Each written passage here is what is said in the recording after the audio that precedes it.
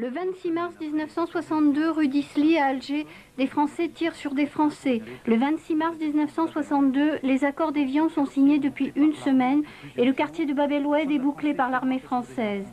Des pieds noirs de tous âges, sans armes, se rassemblent pour manifester leur solidarité avec les assiégés et leur attachement à l'Algérie française. En tournant la tête vers les militaires pour quêter leur approbation, à ce moment-là, il y en a un qui a fait un pas en arrière, il a armé, ça a été rapide, un pas en arrière, il a armé, il a tiré immédiatement.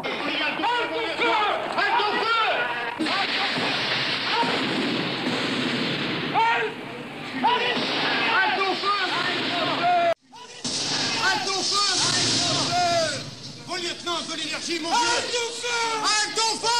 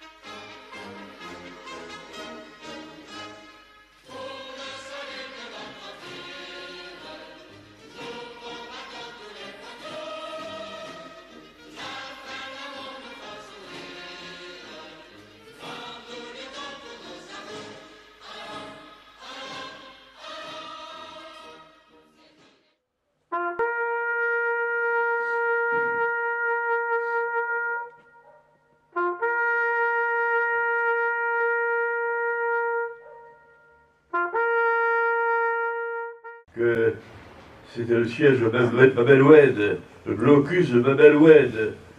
Les gens étaient enfermés par les forces de l'ordre qui avaient reçu, bien sûr, les consignes. Les médecins même ne pouvaient pas entrer. Les femmes qui devaient accoucher ne pouvaient même pas sortir. Les victuels ne pouvaient pas rentrer. Et tous les pieds noirs s'étaient ligués pour porter dans des couffins et des cordes des victuailles qu'on passait ainsi par les fenêtres.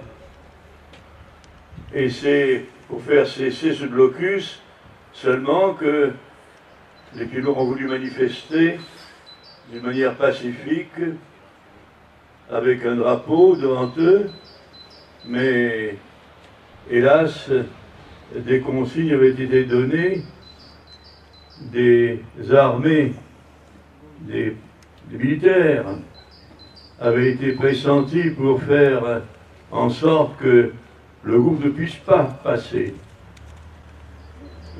Le groupe était passé enfin, à force de négociations, avec un lieutenant qui s'appelait Houssen, je crois. Houssen. Et une fois qu'ils sont passés, bien, on les a bloqués derrière, comme dans un grand carré. Et c'est là qu'ils ont essayé de s'échapper et l'affrontement a eu lieu. La France a déjà commencé. Voilà. Alors, si certains ont un email et qu'ils veulent que je leur envoie ça, je leur enverrai, mais j'ai trouvé ça bizarre qu'on nous raconte l'histoire d'Algérie avec une en-tête du drapeau algérien. Voilà, c'est tout ce que j'avais dit, faites-en bon usage, mais je tiens à votre disposition. De Victor Hugo en forme de prière. Ceux qui pieusement sont morts pour la patrie ont droit qu'à leur cercueil la foule vienne et prie. Entre les plus beaux noms, leur nom est le plus beau. Toute gloire près d'eux tombe et passe éphémère. Et comme ferait une mère, la voix d'un peuple entier les berce en leur tombeau. Gloire à notre France éternelle, gloire à ceux qui sont morts pour elle, aux martyrs, aux vaillants, aux forts, à ceux qu'enflamme leur exemple, qui veulent vivre dans le temple et qui mourront comme ils sont morts. Merci. Et à partir du mois de mars, M. Mesmer, sous les ordres toujours du grand général, a donné ordre à tous les officiers de partout de désarmer les harkis et les moghzani. Ainsi, 150 ou 200 000 harkis ont été laissés à la vindicte des terroristes.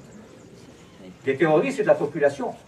Parce que la population musulmane qui était dans l'expectative, dont nombreux étaient ceux qui étaient pour l'Algérie française, dès lors où ils ont su que l'Algérie serait indépendante, il a fallu qu'ils se rachètent.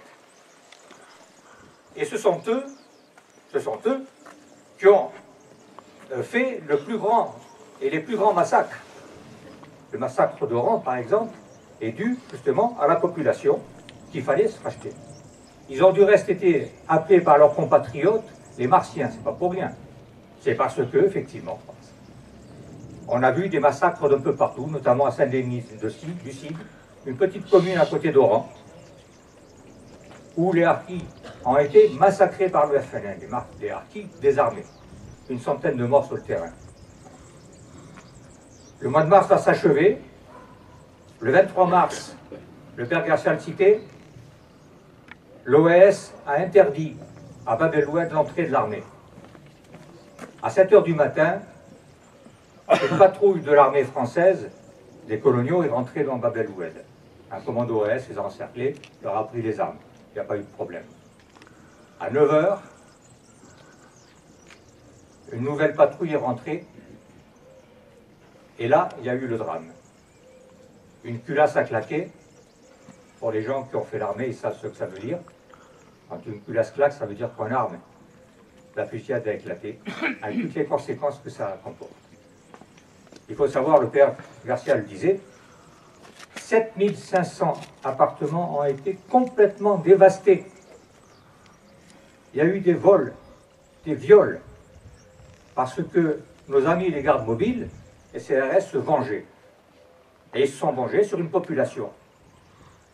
15 000 personnes, je dis bien 15 000 personnes, ont été mises pendant plus de 2 semaines dans des camps. Les jeunes, de 13, 14 ans jusqu'à 70, 75, 80 ans, ont été embarqués. Et on les a relâchés 2 semaines après. Mais on ne les a pas relâchés à Bab el-Oued. Non, non. On les a relâchés près des quartiers arabes. C'était bien, comme ça permettait de les éliminer. 25 mars. Le 25 mars 1962, c'est une date également qui marque l'esprit par l'arrestation du général Jouot à Oran. Le général Jouot se fait arrêter le 25 mars 1962.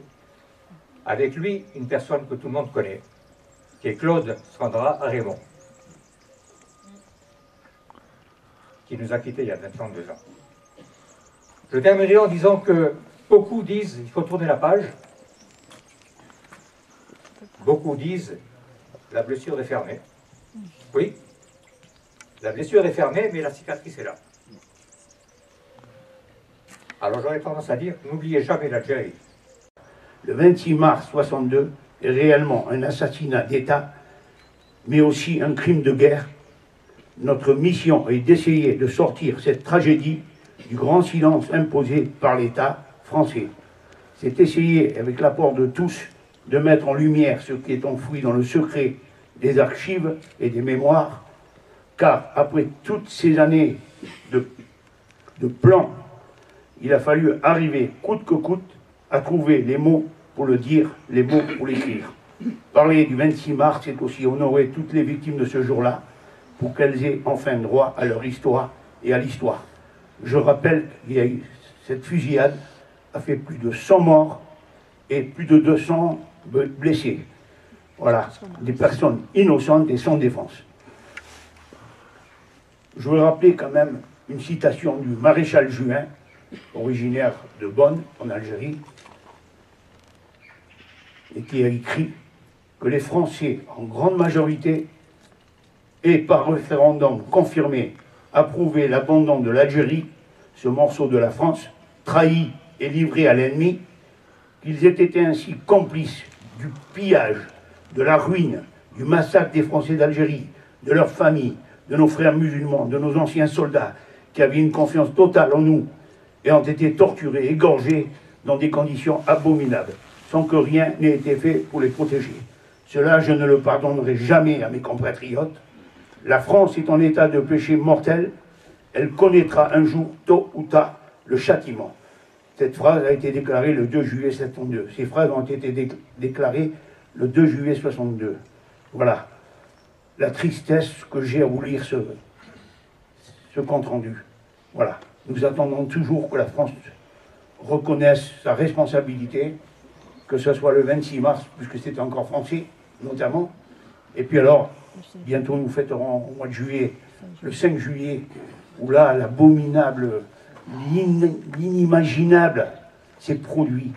Il y a eu des crimes qui se sont produits dans le monde, mais abandonner la population comme elle a été abandonnée, c'est pas le jour d'en parler, mais je voulais quand même le rappeler. Voilà. Nous attendons toujours que nous, Français, patriotes, on nous rende l'hommage qu'on doit nous rendre. On doit rendre compte de ces deux événements qui étaient quand même révélateurs de l'état d'esprit qui régnait à l'époque. Les Français d'Algérie voulaient garder l'Algérie française parce que c'était des départements français et qui avaient été créés par eux. Je vous remercie. Bravo.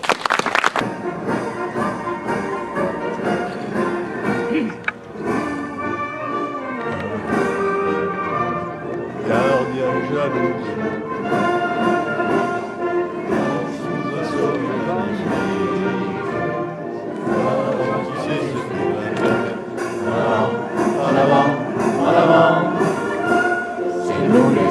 Qui revenons de loin, nous avons des colonies pour défendre le pays. Nous avons laissé là-bas nos parents, nos amis, et nous avons au cœur une invincible ardeur, car nous voulons porter haut et fier le beau drapeau de notre France entière.